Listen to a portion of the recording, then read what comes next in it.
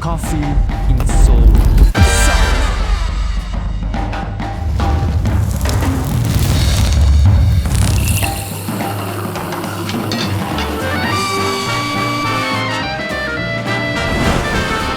After a year of slinging espressos as barista in Australia, I developed standards. So when I landed in Seoul, I was hyped, only to be greeted by burnt milk and foam so thick it could double as insulation. Beautiful cafes that tasted like broken dreams served with a sponge tasting cake. Google Maps lies. I failed again and again. So I got stubborn. I spent a year hunting Seoul's best hidden coffee spots. Want to skip the disappointment and find the real good stuff? Come with me.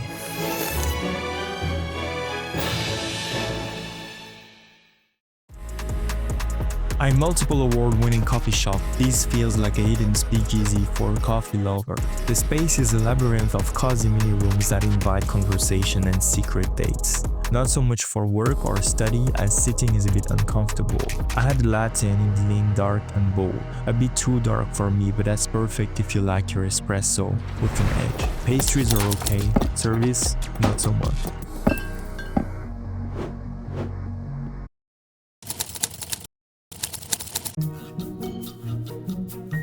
Inspiner, Gonpana, chocolate shots, sweet espresso drinks that feel more like dessert. So this is that kind of Italian-inspired espresso bar. There's a bunch of those around Seoul. At first, I thought they focused on serious espresso, but it's really more about sweet dessert-style drinks. Not on the chart because it plays a different game. Great food, dogs are loud. Next. Koreans used to only drink iced Americanos. Fast, cheap, lots of caffeine. Chains like Starbucks nailed it. But with crazy competition, cafes started standing out with visuals, food, or really good coffee. If there's a coffee lab of mad scientists, it's great. Led by an award-winning barista, they got handsome guys with white blouse and sharp skills. You pick your beans from a large selection. Pre-packed airtight bags ready for grinding. Respect. This might be the most flavorful cafe on the list. No idea how they do it. They greet you with a welcome drink and bring your cup to the table. Sitting is a bit wild, but you wouldn't be able to get in if it was comfy. Trust me. Not cheap, but worth trying at least once.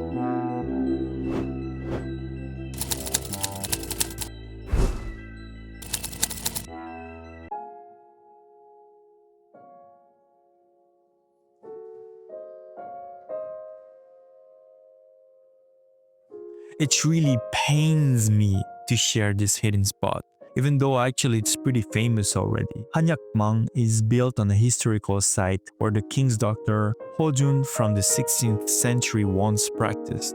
Apparently, he's kind of a big deal in South Korea. The mood of the cafe is deeply rooted in tradition and analog charm, with some drinks inspired by traditional Korean medicine. If you're lucky like I was, you might catch them roasting beans over an open flame with a hand roaster. Sensational. Sensational. I thought the latte didn't look so great, so I went for the national drink instead, the iced Americano, even though it's actually an iced pour-over to be precise. I was honestly surprised by the clarity and the complexity of the flavors. They had 4 beans on display at the time, with prices ranging from 6,000 to 8,000 per cup. On the other side of the alley, there is a bakery with excellent pastries. Service is minimal, especially considering the maze of doors and stairs.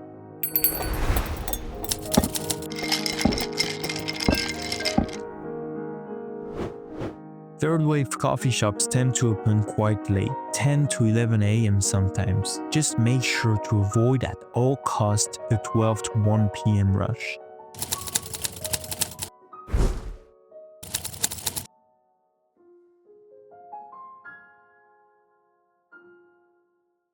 This place is my favorite spot for concentration and studying. It's like entering a comfortable library with great coffee if the right barista is on duty. That last bit matters because the quality can shift quite a bit depending on who's behind the machine. When it's good though, it's very good. You have the choice between two types of beans. The space is beautifully designed. It gets very noisy though.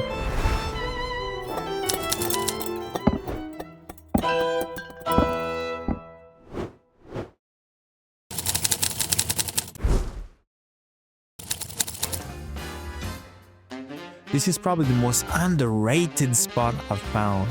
Almost zero info online, barely any reviews. The coffee is pretty solid.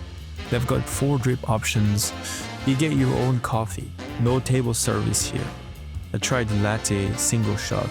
It's leaning on the darker side. It's pleasant and the finish is clean.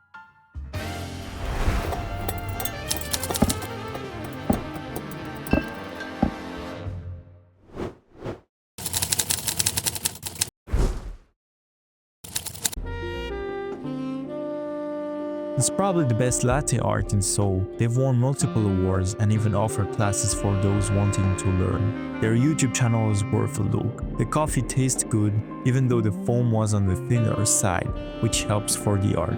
Service is minimal and the interior design feels basic, but the price to quality ratio is gold. Not the best spot to hang out for long, but definitely worth a visit for the coffee itself.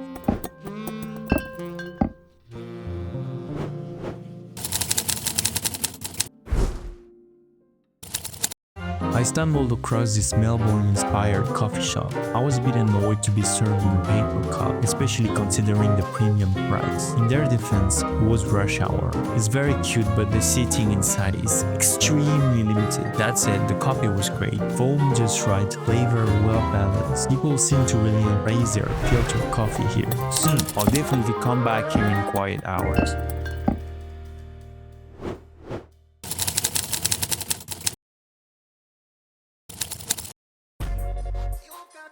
No buzzer, they remember your face and bring the coffee to you. I respect that. 2 beans options for latte, even more for filter. Foam, temperature, art, nailed it. The cup is big, the price is fair, and there's a slight aftertaste. You decide if you like it. The space is spacey, and they even have their own bathroom, which is a win in South Korea. It gets a bit loud, but overall, totally worth it.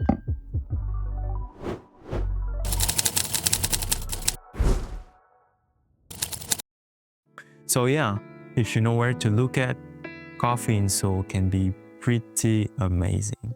Give this a shot and let me know what you think. Share with me your favorite spots. Life's too short for bad coffee.